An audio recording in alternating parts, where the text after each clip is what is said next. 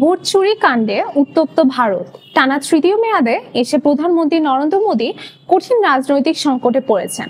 বিরোধী দলগুলোর অভিযোগ, 2024 সালের সাধারণ নির্বাচন হয়েছে ত্রুটিপূর্ণ ও ভুয়া ভোটার তালিকার ভিত্তিতে, আর সেই নির্বাচনে কারচুপির মাধ্যমে বিজেপি ক্ষমতায় এসেছে। ফলে মোদীর পদত্যাগ ও লোকসভা ভেঙে দেওয়ার দাবিতে দেশজুড়ে বিরোধীদের আন্দোলন আরো জোরালো হচ্ছে। কংগ্রেস নেতা ও লোকসভায় বিরোধী দল নেতা রাহুল গান্ধী সরাসরি অভিযোগ করেছেন, বৈধ ভোটারদের নাম বাদ দিয়ে জাল নাম যোগ করে বিজেপিকে জেতানো হয়েছে। তিনি বলেন, এই প্রক্রিয়া শুরু হয়েছিল গুজরাট থেকে, যখন মোদী মুখ্যমন্ত্রী ছিলেন। পরে সেই গুজরাট মডেল জাতীয় পর্যায়ে ব্যবহার করে বারবার নির্বাচন জেতানো হয়েছে।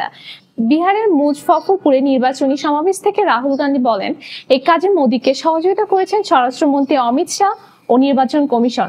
তার দাবি, মহারাষ্ট্রে ভোটার তালিকা অন্তত 1 কোটি ভুয়া নাম যোগ হয়েছে, যার পুরোটাই বিজেপির পক্ষে গিয়েছে। শিগগিরই প্রমাণ সামনে আনারও ঘোষণা দিয়েছেন তিনি।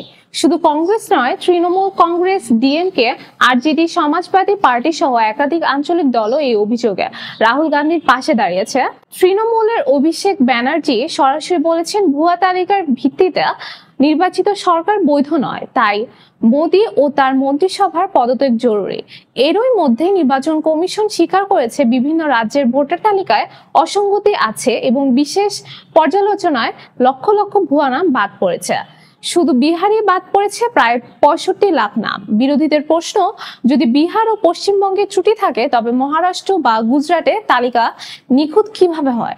অন্যদিকে ক্ষমতাসীন বিজেপি এই অভিযোগকে ভিত্তিহীন বলে উড়িয়ে দিয়েছে। বিজেপি মুখপাত্র শাহনাজ পুনেওয়ালা বলেছেন, মোদীর মুখ্যমন্ত্রী থাকাকালে বেশিরভাগ সময়ে কংগ্রেস ক্ষমতায় ছিল। তাহলে কি রাহুল বলতে চাইছেন, কংগ্রেস নিযুক্ত কমিশনাররাই তাকে ভোট চুরি করিয়ে জিতিয়েছেন? বর্তমান নির্বাচন কমিশনও জানিয়েছে, রাহুল গান্ধী সময়সীমার মধ্যে অভিযোগের সপক্ষে কোনো হলফনামা দেননি, তাই এই অভিযোগে তারা তদন্ত চালাবে না। তবে রাজনৈতিক বাস্তবতায় বিরোধীদের ঐক্যবদ্ধ দাবি এবং জনমনে প্রশ্নবোধক দৃষ্টিভঙ্গি মোদী সরকারকে চাপে ফেলেছে। একটানা 11 বছরেরও বেশি সময় ক্ষমতায় থাকার পর এবারই প্রথম এত বড় সংকটে পড়লেন নরেন্দ্র মোদী।